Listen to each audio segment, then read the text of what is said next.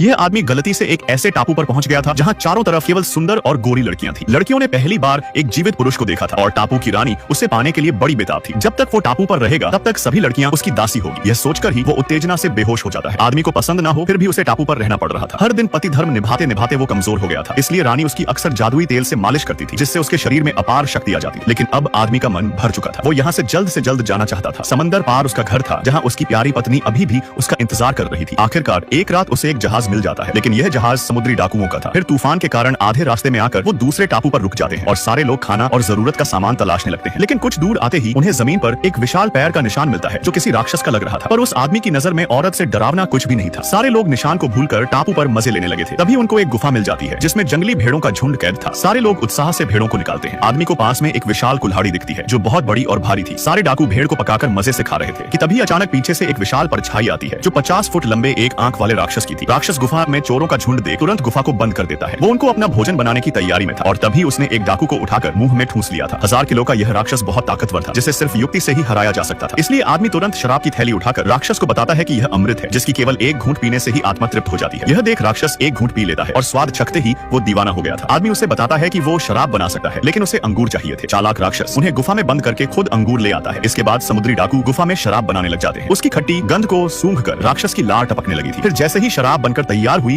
तो आदमी उसे तब तक शराब पिलाता है जब तक उसे नशा चढ़ नहीं जाता। फिर उसके सोते ही डाकुओं ने मौका देख एक नुकीले हथियार से राक्षस की नींद में ही आंख फोड़ दी थी, जिसके दर्द से पागल होकर वो सब कुछ तोड़ने लगा था। मौका देख सारे डाकू भेड़ लेकर गुफा से भाग निकलते हैं, लेकिन उनका जहाज टूटा हुआ था। आदमी ने जब टापू पर आगे बढ़कर देखा तो शेर और हिरण साथ में पानी पी रहे थे, जिससे आदमी हैरान हो जाता है। और जैसे ही वो मुड़कर पीछे देखता है तो सारे डाकू गायब हो चुके थे। तभी एक सुंदर महिला आती है जो खुद को परी बता रही थी। आदमी ने जब उसका घूंघट हटाया तो उसका चेहरा बिल्कुल उसकी पत्नी जैसा था। यह महिला असल में एक चुड़ैल थी। वो आदमी को उसके साथ रहने को कहती है, जिसे आदमी तुरंत मान जाता है क्योंकि उसको केवल उसकी पत्नी दिखाई दे रही थी। लेकिन कुछ दिनों बाद उसे कुछ गड़बड़ का एहसास होने लगा था, क्योंकि जब भी वो गुफा से बाहर जाना चाहता था तो दासियां उसको रोक लेती थी। चुड़ैल ने उसके साथियों को सुअर बना दिया था। वो आदमी को उसका पति बनने की धमकी दे रही थी। आदमी अपने साथियों की जान के खातिर चुड़ैल को सह रहा था। फिर चुड़ैल डाकुओं को वापस सुअर से इंसान बना देती है। सारे डाकू सुंदर दासियों को देख मोहित हो गए थे और यहीं पर ही रहने का फैसला कर लिए थे। चुड़ैल दिखने में बिल्कुल जवान थी, पर असलियत में वो 1000 साल पुरानी बुढ़िया थी। वो हर साल नया पति बदलती थी और उसकी ऊर्जा चूस कर जवान बनी रहती थी। दासी रोज आदमी को जादुई दवा दिया करती है जिससे वो कमजोर ना हो जाए। लेकिन आदमी छुपकर यहाँ से भागने के लिए नाव बना रहा था, क्योंकि चुड़ैल भले ही उसकी पत्नी जैसी दिखती हो लेकिन उसकी पत्नी तो नहीं थी। फिर कुछ सालों में चुड़ैल ने उसको बुढ़ा कर दिया था, जिसके बाद वो उसे शहर छोड़कर एक नया पति ढूंढ लेती है। आदमी की हालत भीख मांगने जैसी हो गई थी। पुराने डाकू उसका मजाक उड़ाने लगे थे। तभी एक सफेद परी आती है जो एक प्रतिभाशाली इंसान को खोज रही थी। वो बताती है कि जो भी इस धनुष की रस्सी को बांध देगा वो अमर हो जाएगा। सारे लोग कोशिश करते हैं लेकिन कोई भी रस्सी बांध नहीं पाता। तभी वो आदमी आकर धनुष की रस्सी को बांधने की कोशिश करता है, जिसे देख सारे डाकू हंसने लगे थे। लेकिन जैसे ही उसने धनुष की रस्सी बांध दी तो डाकू उसे मारने पर उतारू हो जाते हैं। लेकिन अब आदमी अमर हो चुका था। उसकी दर्द भरी कहानी सुनकर सफेद परी भावुक हो। यह आदमी गलती से एक ऐसे